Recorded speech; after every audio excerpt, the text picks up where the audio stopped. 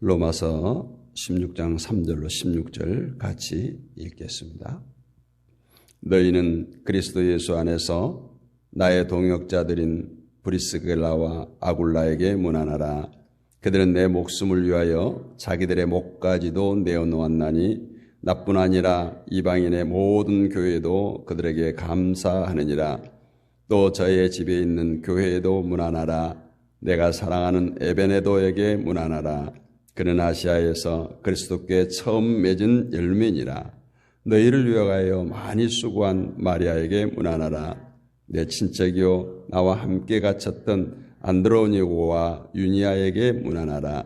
그들은 사도들에게 존중이 여겨지고 또한 나보다 먼저 그리스도 안에 있는 자라.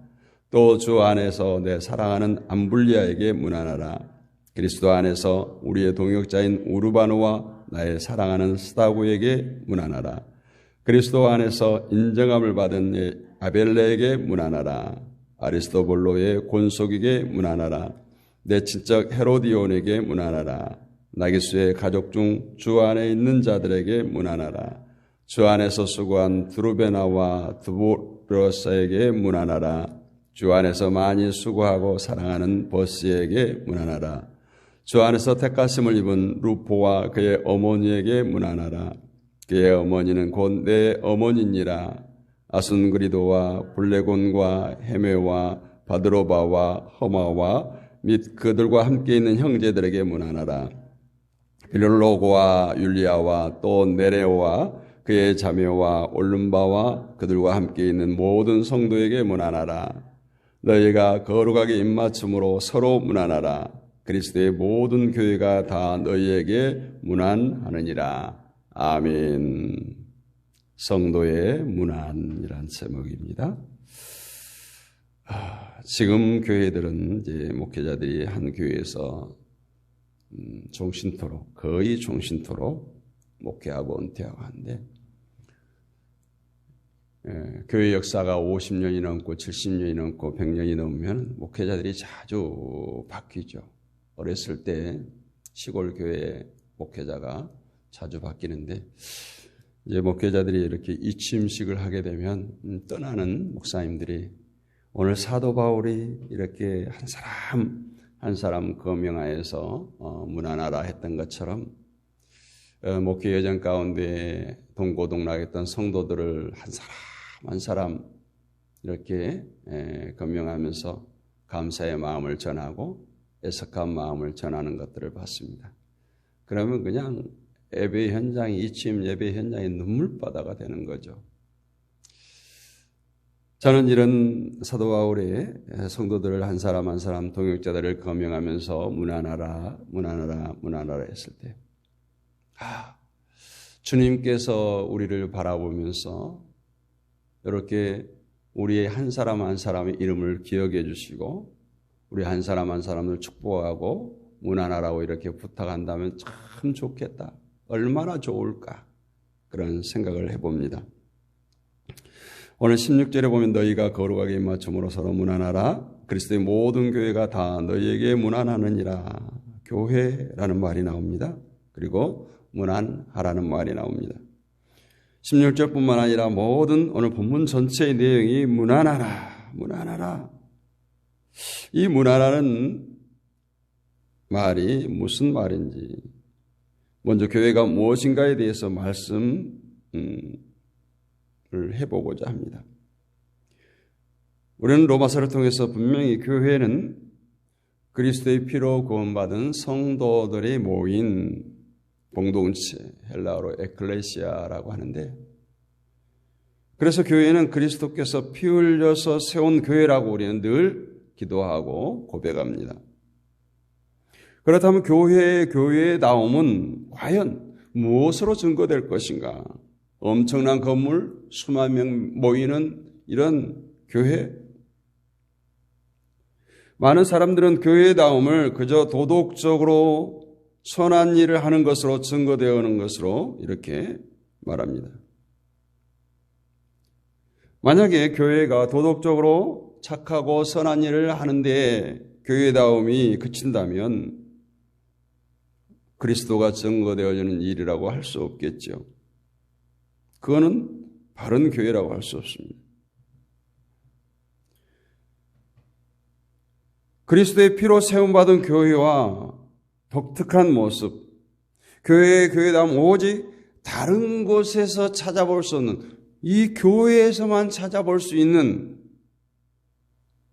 그리스도와 함께한 것이고 예수 그리스도가 함께하지 않는 교회는 존재할 수가 없습니다. 그리스도가 개입되었기 때문에 나타나는 현상들이 바로 교회의 독특함이에요.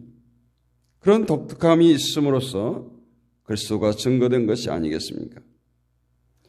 오직 그리스도로 인해서 보여지는 현상이기 때문에 그 누구도 흉내낼 수 없는 공동체가 바로 교회예요. 예를 들어서 엄청난 사업자가, 경영자가 내가 정말 세계에서 제일 큰 교회, 어마어마한 교회를 세워보겠다고 해서 엄청난 재정을 투자해서 교회를 세운다고 그 교회가 온당한 교회, 교회다운 교회가 되겠습니까? 교회가 그리스도로 인해서 새롭게 됨을 입은 사람들, 구원받은 사람들의 모임이 공동체라면 다른 사람에게서 볼 수 없는, 세상에서 찾아볼 수 없는 그 무언가가 있는 것이 바로 교회다. 교회다운 모습이 그것으로 인해서 증거되어지리라 생각합니다. 그렇다면 교회의 교회다움은 무엇으로 증거되는 겁니까? 또 정말 우리가 그리스도를 바라보고 믿음으로 산다는 것이 무엇으로 우리가 확인할 수 있을까요? 오늘날 많은 교회는 교회가 하나님을 사랑하고 그리스도를 믿는 교회 생활에 충실한 것을 통해서 증거되어진다고 여깁니다. 그런데 로마서에서 사도 바울이 믿음을 계속 강조하고 있는 것을 그런 모습들이 아니라는 거예요.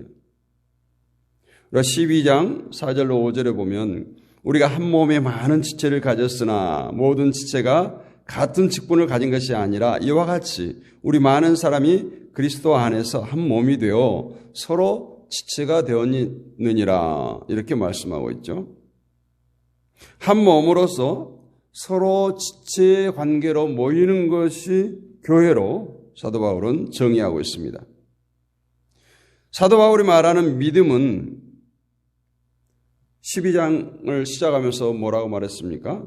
우리 몸을 하나님이 기뻐하시는 거룩한 산 제사로 드리는 것이라고 했어요.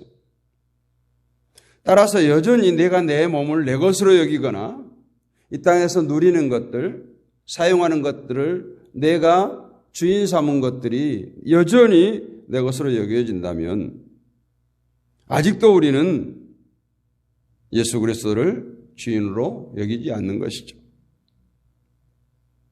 이처럼 내 몸이 아닌 그리스도에 바쳐진 몸으로 모이는 것이 교회고 그러한 교회에서 증거되어지는 것들은 내가 아닌 그리스도의 몸으로서 서로가 지체로서 만나는 것이고 그것들을 통해서 예수 그리스도가 나타나고 증거되어져야 된다는 것입니다.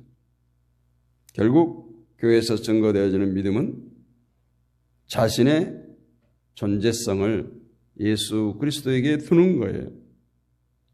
나는 그리스도의 기쁨을 위해 존재한다는 것이 바로 믿음입니다. 예수 그리스도의 기쁨이 바로 내 기쁨이라고 믿는 거예요. 몸과 몸이 서로 비교하는 것이 없고 다른 몸에 대해서, 다른 지체에 대해서 시기 질투하는 것이 없습니다. 만약에 있다면 몸이 아닌 지체로서 그리스도의 몸을 위해서 서로 연합하는 관계만 있을 뿐이에요. 이것이 바로 교회다움입니다. 그렇기 때문에 성경은 말합니다. 주님을 사랑한다고 하면서 형제를 미워하면 그것은 거짓이라는 거예요. 주님 앞에서 내 죄를 안다고 하고 주님의 사랑을 안다고 하면서 여전히 형제의 허물을 용납지 못하고 형제를 미워한다면 그건 역시 거짓이라고 말할 수밖에 없다라는 것입니다. 믿음과 사랑은 결코 내 몸의 한 지체인 형제를 판단하고 비방하는 모습을 보이지 않습니다. 우리 안에 우리 마음속에 주님이 있다면 그 증거는 형제가 여러분의 마음에 있음을 증거한 거예요. 형제도 나의 한 지체라는 것을 보여주는 거예요. 우리 스스로 아무리 나는 주님을 마음에 두고 삽니다 라고 고백한다고 해도 우리 안에 형제를 생각하는 마음이 없다면 결코 주님을 마음에 두고 있는 것이 아닙니다. 이것이 교회예요. 오늘 그리스도를 믿는 신자라면 무난하라는 것도 이런 의미에서 생각해 볼 수 있어요. 무난하라. 이것은 단순히 안부를 묻는 것이 아니에요. 오늘 1절, 2절에서 배배를 통해서 정확하게 어떻게 너희들이 해야 한다 이렇게 말하고 있는 것처럼 사도 바울은 매 구절마다 누구에게 무난하라고 말하면서 또 어떤 문장에는 그가 나와 관계 속에서 어떤 사람이었는가 이것을 말해주고 있습니다. 가령 3절, 4절을 보면 브리스가와 아굴라에게 무난하라 하면서 그들은 나의 동역자라 이렇게 말하고 있고 그들이 바울을 위해서 자기 목이라도 내어놓았다라고 말하고 있습니다. 또 5절에 보면 에베네도에게 무난하라 하면서 그는 아시아에서 그리스도께 처음 익은 열매니라. 그러니까 아시아에서 예수를 영접한 첫 성도인 거죠. 이렇게 그들을 언급하고 있고 또 한 가지는 어떻게 무난하라고요? 주 안에서 무난하라. 주 안에서 무난하라는 말이 계속되고 있죠. 주 안에서라는 건 더 넓혀보면 주님의 사랑 안에서 무난하라는 거예요. 주님의 사랑과 은혜 안에서 무난하라는 것입니다. 이처럼 주 안에 있는 성도들을 주 안에서 무난하라는 것은 2절에서 말하는 너희가 주 안에서 성도들의 합당한 애절로 그를 영접하고 라고 하는 말과 밀접한 연관이 있는 거예요. 어제 성도들의 합당한 애절을 외적인 조건을 보면서 평가하고 편견을 가지지 않고 대하는 것을 말씀드렸습니다. 주 안에서의 성도의 합당한 애절은 오직 그리스도의 사랑과 은혜로 살아가는 모습을 보는 거예요. 누구든지 그가 그리스도의 은혜와 사랑 안에 있다면 그는 형제예요. 어제도 얘기했죠. 아무리 우리가 좋은 친구라고 해도 아무리 우리가 피를 나눈 혈족 관계라고 해도 우리가 교회에서 말하는 이 형제 자매의 의미와 다릅니다. 설사 그가 세상적인 조건이 나보다 못하고 뒤떨어진다고 할지라도 오직 그리스도의 사랑과 은혜만을 보고 나와 같은 나와 동일한 형제로 여기는 것이 주 안에서 바로 성도에게 합당한 애절이라는 거예요. 사도 바울이 늘 말하잖아요. 사도 바울은 동역자들이나 성도들을 동등한 위치로 봤어요. 항상. 그렇기 때문에 나를 위해서 기도해달라고 로마의 성도들에게 부탁하잖아요. 이렇게 볼 때 주 안에서 무난하라는 것도 성도를 대할 때 그에게는 주님의 사랑과 은혜를 보고 대하라는 의미로 이해할 수 있습니다. 무난. 여러분 무난하면 뭐가 떠오릅니까? 보통 낮은 자가 높은 자에게 또 우리 젊은 사람이 어르신들에게 무난하는 것이 보통입니다. 그렇다면 세상에서의 문화는 세상에서 어떤 도덕적 윤리적인 문화는 이 장유유서 세상적인 그런 위치를 따질 수밖에 없어요. 때문에 당연하게 낮은 자가 높은 자에게 인사를 하지 않으면 괘씸죄가 거기서 발생하게 되는 거 아니겠어요? 그러나 성도의 문화는 세상적인 지위를 가지고 낮은 자가 높은 자에게 인사하는 그런 문화는 아니에요. 성도의 문화는 오직 그리스도의 사랑과 자비가 함께하는 것이 다르다는 거예요. 다시 말해서 교회 안에 그리스도를 믿는 자가 있다면 그것은 오직 성령의 새롭게 하심을 통해서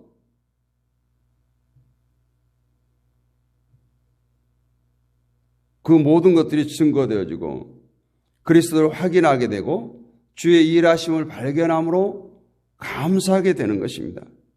결국 성도의 기쁨은 주님이 우리에게 믿음의 풍성함을 허락하신다는 것을 확인함으로써 기쁨이 넘치게 되는 것이고 우리는 그것을 형제의 믿음을 통해서 발견하게 되는 것입니다.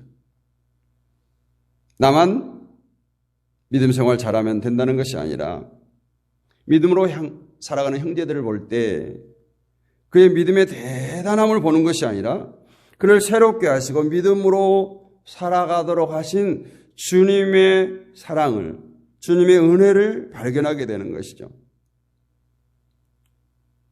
그래서 우리가 찬양하듯이 나 같은 죄인이 용서함 받아서 주 앞에 옳다함 얻음은 확실히 믿기는 어린 양 예수의 그 피로 속죄함 얻었네.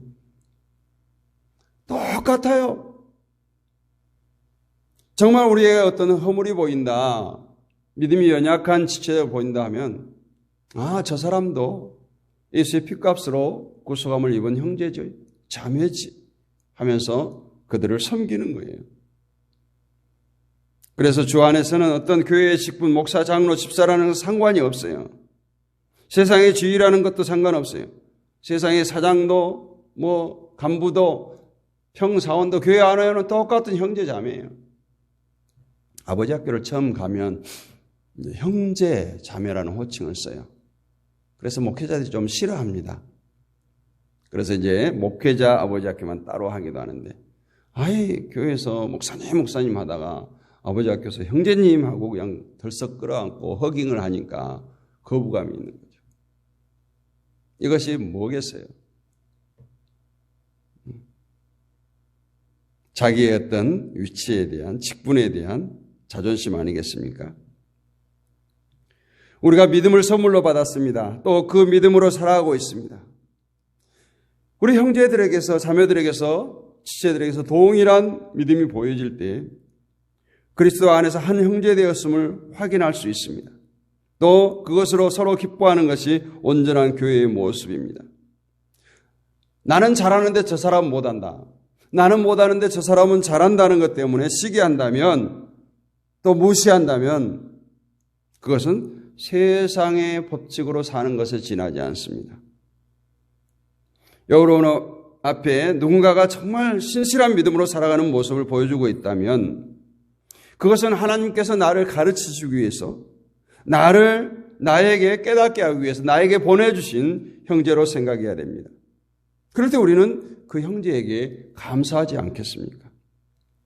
반대로 나보다 믿음이 연약한, 유약한, 정말 형편없는 믿음의 사람을 보내줬을 때 그 형제를 무시하고 짓밟고 그냥 정죄하고 판단하는 것이 아니라 저 형제를 통해서 나의 죄인됨을 깨닫게 하시는구나. 그런 형제들을 볼 때 뭐라고 했어? 사도 바울은 섬기라고 했어요. 그가 온전히 세워져 갈 수 있도록, 믿음이 자라갈 수 있도록 섬기라는 것입니다. 이렇게 볼 때 교회는 분명히 인간의 힘으로 세워지는 것이 아니라는 것을 알 수 있습니다. 오직 주님의 크신 능력으로 인해서 세워지고 이루어져 가는 것을 알 수 있습니다. 성도는 교회를 통해서 주님의 능력을 확인하며 감사할 뿐입니다. 오늘 사도 바울이 수많은 사람들을 거론하면서 그들의 믿음 상태나 동역의 상태나 교회를 위해서 문안하라, 문안하라, 문안하라. 오늘 여러분이 섬기는 교회 목사님께서 여러분 한 사람 한 사람을 이렇게 거명할 수 있기를 원합니다. 아니, 주님께서 우리 한 사람 한 사람을 이 사람은 내가 정말 유의하여 보았느니라. 하나님께서 아브라함을, 욥을 유의하여 보이고 그들의 믿음을 인정했던 것처럼 우리 주님께서 여러분의 믿음을 인정하고 이렇게 칭송하는 성도들이 되시기를 원합니다. 우리가 자신을 바라볼 때 한 가지 반성해야 할 것은 우리 주변에 있는 지체들을 보고 감사하지 않는 거예요. 그들의 믿음의 수준이 어떻든지 그것은 우리가 판단할 것이 아니에요. 그들이 내 지체 되어줌을, 내 지체 되어줌을 감사해야 됩니다. 아무것도 생각지 말고 오직 주님의 은혜와 사랑만 생각하면서 우리 공동체 안에서 성도들, 지체들을 대하기를 원합니다. 그럴 때 우리는 형제를 사랑하지 못한 우리 자신의 부끄러움을 볼지언정 형제의 티는 보지 않게 될 줄로 믿습니다. 우리가 과연 이러한 교회로 모이고 있는지, 정말 우리가 섬기는 교회가 이러한 아름다운 공동체가 되어가는, 그렇지 못한 눈에 거슬린 것이 보인다면 그것이 바로 나의 모습이라는 것을 깨닫기를 원합니다.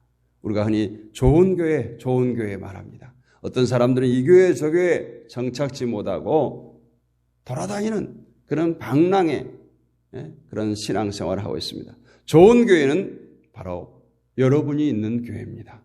여러분이 섬기는 교회가 나를 인해서 좋은 교회로 소문나는 교회들이 되시기를 주님의 이름으로 축원합니다. 거룩하신 아버지 하나님, 은혜를 감사합니다. 오늘 사도 바울이 로마서에 쓴 편지를 통해서 마지막 많은 성도들을 거명하면서 저들을 칭찬하고 문안하라고 이렇게 권면하는 말씀들을 봅니다. 우리가 정말 신앙생활 하면서 주님께 기억될 만한 2024년 4월 5일 금요일 아침에 너 거기 있었느냐? 거기 너 있었는가? 그때에 주님께서 물으실 때 아멘, 주님 깨어 있었습니다. 아멘, 주님을 찾았습니다. 아멘, 주님께 부르짖어 기도했습니다. 라고 말할 수 있는 우리 모두가 되게 하여 주시옵소서. 이 새벽에도 우리 이정훈 목사님 함께합니다. 우리 최정님 집사님이 함께합니다. 이말순 사모님이 함께합니다. 이숙자 사모님이 함께합니다. 사라 집사님이 함께합니다. 이창희 형제님이 함께합니다. 조진태 집사님이 함께합니다. 이정현 집사님이 함께합니다. 박영미 권사님이 함께합니다. 주의 강한 팔로 붙들어 주시옵소서. 아버지 하나님, 어제는 또 많은 동역자들이 함께 모여서 부활의 주님을 찬양하며 주님께 영광 돌렸습니다. 형제의 연합함이 어찌 그리 아름다운고 했던 주님의 그 음성을 우리가 마음껏 누렸습니다. 또 함께하는 동역자들 가운데 축복하여 주시고 아버지, 이 새벽에도 저들이 깨어 기도하기를 간절히 갈망하고 소망하는 마음들을 이 시간 드리오니 주여 기뻐 받아주시고 저들의 간구 마음의 선한 소원을 들으시고 응답하여 주시옵소서. 아버지, 질곡 가운데 있는 자들 주님 능력의 손, 피 묻은 손으로 만져주시고 저들의 오장육부를 만져주시고 발다리, 어깨, 허리, 아버지 하나님, 신경, 세포, 혈관, 골수 모든 것들 주님께서 창조하신 바 그대로 깨끗이 치료하여 주시옵소서. 무엇보다 저들의 삶의 터전을 축복하시고 가정과 직장과 사업장을 축복하시고 허리에서 난 자녀 손들을 주여 축복하여 주시옵소서. 섬기는 교회가 저들을 통해서 평안히 든든히 서가는 건강한 교회들 되게 하여 주시옵소서. 유사하고 우리 주 예수 그리스도의 이름으로 감사하고 축복하며 기도하옵나이다. 아멘. 지금은 우리 주 예수 그리스도의 은혜와 하나님 아버지의 크고 무한하신 사랑과 성령님의 감동 감화, 내주교통 충만하심의 은혜가 이 새벽에도 깨어 기도하고 한 주간도 승리케 하신 하나님 아버지의 놀라우신 주의 백성들 머리 위에, 이 나라와 이 민족 위에, 우리 섬기는 교회들 위에 지금부터 주님 오실 그날까지 영원 몽토록 함께 있을지어다. 아멘. 오늘도 우리가 합심하여 부르짖어 기도하겠습니다. 나라와 민족을 위해서 기도합시다. 이제 주말 사전투표 그리고 다음 주 수요일 총선이 있죠. 정말 이번 공보물을 보면서 왜 종교란을 삭제해버렸을까? 누구를 위해서, 누구가 유익하라고 종교란을 삭제했을까? 그런 의구심을 가질 수밖에 없습니다. 여러분, 정말 우리 기독교인들만큼이라도 정직한 판단으로 투표했으면 좋겠고, 또 많은 기독인들이 국회에 들어갔으면 좋겠습니다. 또 국회에 들어가면 그 물이 그 나물의 그 밥이라고 정말 악법을 제정하는데 우리 기독교 의원들이 반대할 수 있는 지탄을 받는 한이 있더라도 반대할 수 있는 그런 소신 있는 정치할 수 있도록 기도해 주시고 대통령과 위정자들을 위해서 기도합시다. 한국 교회를 위해서 기도합시다. 세계 평화를 위해서 기도합시다. 남북 간의 우리 평화를 위해서 한반도의 평화를 위해서 기도합시다. 또 우리 가정들을 위해서 기도하고 온라인 사역자를 위해서 기도하고 여러분 섬기는 교회와 목사님을 위해서 기도합니다.